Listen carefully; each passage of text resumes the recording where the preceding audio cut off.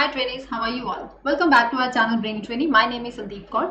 Class 10th और class 12th के जो टर्म 1 के बोर्ड एग्जाम्स होंगे वो नवंबर या दिसंबर में होंगे। वो बोर्ड एग्जाम्स आपके एमसीक्यू बेस्ड होंगे, आप सबको पता है।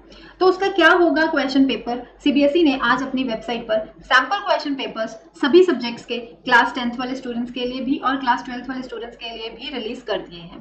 तो आज की इस वीडियो में मैं वही सैंपल क्वेश्चन पेपर आपके साथ डिस्कस करने वाली हूँ कि कितने नंबर ऑफ क्वेश्चंस आपको मैथ्स में आने वाले हैं। आज के इस वीडियो में हम मैथ्स पर बात करेंगे, क्लास 10th के स्टूडेंट्स के लिए है ये वीडियो, ठीक है, कि कितने नंबर ऑफ क्वेश्चंस आपको आने वाले हैं, कितने नंबर ऑफ सेक्शंस होंगे, किसमें उसमें कितने क्वेश्चंस आपको अटेम्प्ट करने हैं, ईच एंड एवरीथिंग आज हम इस वीडियो में जानेंगे। तो वीडियो को अंत तक जरूर देखना। तो student, sample question paper discuss करने से पहले मैं आपको बता दूं, Unacademy emerge 2.0 is back with the biggest scholarship pool of ₹10 crore.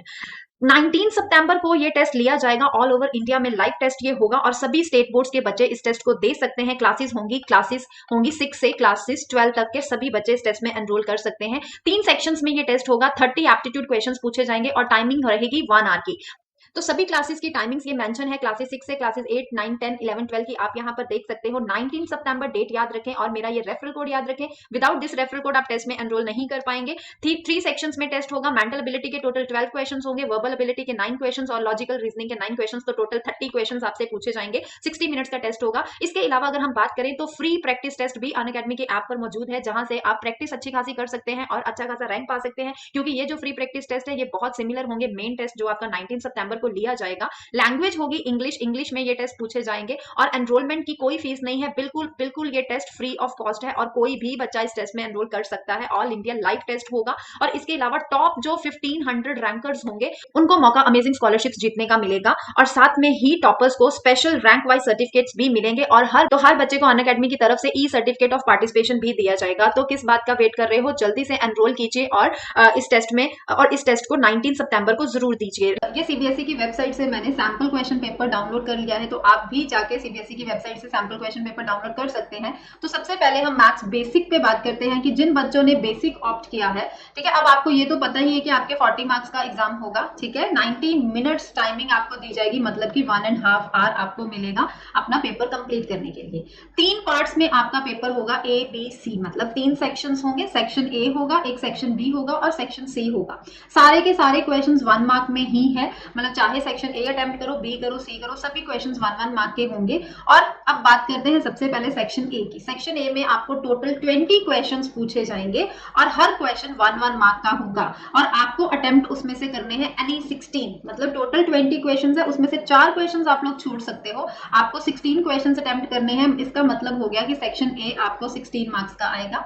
उसके बाद सेक्शन बी पे हम चले, उसमें भी 20 क्वेश्चंस है, वो भी सारे के सारे 1 मार्क के हैं, उसमें भी आपको सिर्फ और सिर्फ 16 अटेम्प्ट करने हैं, मतलब कि वहां पे भी सेक्शन बी में आप 4 क्वेश्चन छोड़ सकते हो, कोई भी 4 क्वेश्चन छोड़ने हैं, तो ये भी आपको 16 मार्क्स का आएगा सेक्शन बी। अब बात करते हैं सेक्शन सी में। तो सेक्शन सी होगा केस स्टडी क्वेश्चंस, ठीक है, केस स्टडी के बेस्ड होंगे सारे क्वेश्चन। उसमें 10 क्वेश्चंस पूछे जाएंगे, 2 केस स्टडी क्वेश्चंस होंगे, ठीक है, 2 केस स्टडी क्वेश्चंस पूछे जाएंगे। अब 2 केस स्टडी में क्या होगा, एक 5 क्वेश्चंस एक केस स्टडी क्वेश्चन में पूछे जाएंगे, 5 क्वेश्चंस दूसरे में पूछे जाएंगे, तो ये टोटल हो गए 10 क्वेश्चंस और 10 में से आपको 8 अटेम्प्ट करने हैं, मतलब फर्स्ट में से भी एनी 4 अटेम्प्ट करने हैं, सेकंड में से भी एनी 4 अटेम्प्ट करने हैं, तो टोटल 8 क्वेश्चंस आप ये सेक्शन सी से अटेम्प्ट करेंगे। तो अब 16 + 16 32 + 8 कितने बन गए, 40 मार्क्स। तो इस तरह से 40 मार्क्स पूरे बनते हैं। तो अब नीचे अगर आप यहाँ पे सेक्शन ए देख लो, ये देख लो, सेक्शन ए में 20 क्वेश्चंस हैं जिसमें आपको एनी 16 अटेम्प्ट करने हैं। सारे के सारे क्वेश्चंस एमसीक्यू है। देखो हर क्वेश्चन में 4 ऑप्शंस दी गई हैं, जिसमें से आपको एनी 1 जो भी आपका करेक्ट आंसर है सॉल्व करोगे और उसको आपने ओएमआर शीट पे मार्क करना है, ठीक है। अब आगे हम यहाँ पे सेक्शन ए के बाद अगर हम यहाँ सेक्शन बी की बात करें, तो यहाँ पे भी 20 क्वेश्चन 1 मार्क, आपको एनी 16 अटेम्प्ट करने हैं। तो यहाँ पे भी सिंपल एमसीक्यू क्वेश्चंस हैं, कोई भी असर्शन रीजनिंग वाला क्वेश्चन आपको मैथ्स में तो बिल्कुल नहीं आ रहा, तो आपको सिर्फ मैथ्स में आपको सिंपल एमसीक्यू क्वेश्चन आएंगे, कोई आपको ट्रू फॉल्स में कुछ नहीं आ रहा, ठीक है। ब्लैंक्स में कहीं कहीं दिया गया है, लेकिन उसकी भी 4 ऑप्शंस आपको दी गई है, तो जिसमें से आपको एक आंसर टिक मार्क करना है। अब बात करते हैं हम सेक्शन सी पे। तो सेक्शन सी में केस स्टडी क्वेश्चन कैसे हैं, सेक्शन सी में आपको 10 क्वेश्चंस होंगे 1 मार्क के, जिसमें आपको एनी 8 अटेम्प्ट करने हैं। तो अब सबसे पहले केस स्टडी 1 देखते हैं। तो इस तरह से आपको पिक्चर्स दी गई होंगी और पिक्चर्स के साथ में ब्रीफ में सब कुछ उसके बारे में लिखा होगा और नीचे उसी के रिलेटेड आपको 5 क्वेश्चंस पूछे जाएंगे। अब ये सारी 3 पिक्चर्स हैं। अब इन्हीं 3 पिक्चर्स के ये जो ऊपर आपको जितनी भी इन्फॉर्मेशन गिवन है, ठीक है। क्वेश्चन नंबर 41 से लेके 45 तक ये एक केस स्टडी क्वेश्चन है, ठीक है। और इन चार पांचों के आंसर्स आपको उसी में से ढूंढने हैं या आपको कैलकुलेट करने हैं। तो ये चैप्टर नंबर 7 में से है, कोऑर्डिनेट ज्योमेट्री में से। उसके बाद यहाँ पर सेकंड केस स्टडी क्वेश्चन आ गया है, ठीक है। ये पॉलिनोमियल्स चैप्टर में से पूछा गया है 46 नंबर से, क्वेश्चन नंबर 46 से क्वेश्चन नंबर 50 तक ये नेक्स्ट केस स्टडी क्वेश्चन है, जिसमें से आपको एनी 4 अटेम्प्ट करने हैं। तो ये इस तरह के केस स्टडी क्वेश्चन आएंगे, मतलब आपको केस स्टडी क्वेश्चन भी सिर्फ 2 ही पूछे जाने वाले हैं, दोनों में 5-5 क्वेश्चन आएंगे, टोटल हो गए 10 क्वेश्चन, 10 में से आपको 8 अटेम्प्ट करने हैं। तो ये हो गया बेसिक वालों का क्वेश्चन पेपर। तो अब ये स्टैंडर्ड वालों का क्वेश्चन पेपर है, स्टैंडर्ड में भी कोई चेंज नहीं है, वही 40 मार्क्स होंगे, टाइम वही 1.5 आवर मिलेगा। सेम वैसे ही 3 पार्ट्स में पेपर होगा, section A, section B and section C. Section A में टोटल 20 क्वेश्चंस, 1 मार्क ईच, आपको सिर्फ 16 अटेम्प्ट करने हैं, मतलब कि ये 16 मार्क्स हो गए। फिर सेक्शन में भी बी में भी 20 क्वेश्चन होंगे, 1 मार्क ईच, इसमें भी आपको एनी 16 अटेम्प्ट करने हैं, तो ये भी 16 मार्क्स बन गए। सेक्शन सी में 10 क्वेश्चन केस स्टडी बेस्ड होंगे, मतलब 2 केस स्टडी क्वेश्चन होंगे, जिसमें दोनों में 5-5 क्वेश्चन पूछे जाएंगे और आपको एनी 8 अटेम्प्ट करने हैं, तो 8 मार्क्स इसके हो गए। तो ये आपके 40 मार्क्स बन गए। अब आपको पता है 10 मार्क्स की इंटरनल असेसमेंट जाएगी, तो टोटल 50 मार्क्स आपके टर्म 1 में होंगे। तो यहाँ पे ये भी सेक्शन ए और बी सेम वैसे ही है, सिर्फ आपको क्या होगा कि लेवल चेंज होगा क्वेश्चंस का, कि सेम उतने ही नंबर ऑफ क्वेश्चंस बेसिक में आ रहे हैं, उतने नंबर ऑफ क्वेश्चंस किस में आ रहे हैं, स्टैंडर्ड में आ रहे हैं, सिर्फ लेवल क्वेश्चंस का चेंज होगा। स्टैंडर्ड में थोड़े टफ लेवल के क्वेश्चंस पूछे जाएंगे और बेसिक में थोड़े इजी लेवल के क्वेश्चंस होंगे, क्योंकि स्टैंडर्ड वाले बच्चों ने 11th क्लास में जाके मैथ्स रखना है, इसलिए उनका थोड़ा लेवल टफ होगा क्वेश्चन पेपर का, और बेसिक वाले बच्चे सिर्फ 10th तक मैथ्स करने वाले हैं, तो इसीलिए उनका लेवल थोड़ा ईजी होगा, ठीक है। अब हम कोर्स स्ट्रक्चर की बात कर लेते हैं। तो कोर्स स्ट्रक्चर भी आप लोग जान लीजिए कि आपको जो चैप्टर नंबर 1 है वो 6 मार्क्स का आपको आने वाला है, ठीक है। मैं ये नहीं कहती पर चैप्टर वाइज मैं नहीं बता रही, आपको यूनिट वाइज ही बताऊंगी। अलजेब्रा ये चैप्टर नंबर 2 और 3 जो आपको 10 मार्क्स का आने वाला है। कोऑर्डिनेट ज्योमेट्री चैप्टर नंबर 7 जो आपको 6 मार्क्स का होगा। ज्योमेट्री में चैप्टर नंबर 6 आएगा 6 मार्क्स का।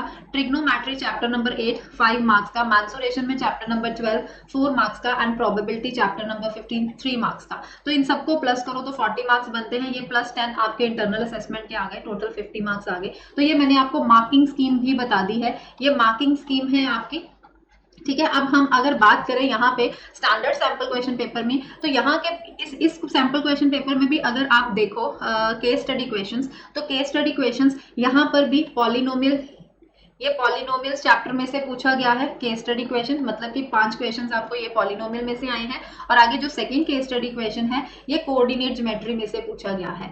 तो यहाँ पे स्टैंडर्ड में भी सेम है और बेसिक में भी इन्हीं 2 चैप्टर्स में से केस स्टडी क्वेश्चन आपको पूछा गया है, एक कोऑर्डिनेट ज्योमेट्री का पूछा गया है और एक पॉलिनोमियल्स का पूछा गया है। अब हम ये तो नहीं कह सकते कि फाइनल एग्जाम्स में भी इन्हीं 2 चैप्टर में से केस स्टडी क्वेश्चन आएंगे, लेकिन हाँ ज्यादा से ज्यादा आप इन्हीं 2 चैप्टर्स के केस स्टडी क्वेश्चन की प्रैक्टिस कीजिए, क्योंकि मे भी आपको इन्हीं 2 चैप्टर में से केस स्टडी क्वेश्चंस पूछे जाएंगे फाइनल एग्जाम में भी।